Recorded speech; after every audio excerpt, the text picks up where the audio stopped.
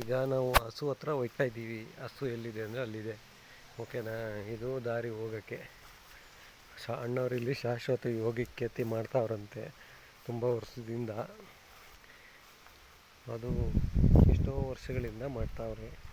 ಇದು ಬೆಲ್ಲದ ಗಾಣ ಅಂತಾರಲ್ಲ, ಬೆಲ್ಲ ಮಾಡೋವಂಥ ಜಾಗ ಇದು. ಹಸು ನೋಡಿ ಹೆಂಗಿದೆ ಹಸು. ಹಲೋ ಹಸು, ಚೆನ್ನಾಗಿದೆಯಾ? ಊಟ ಮಾಡ್ದಾ?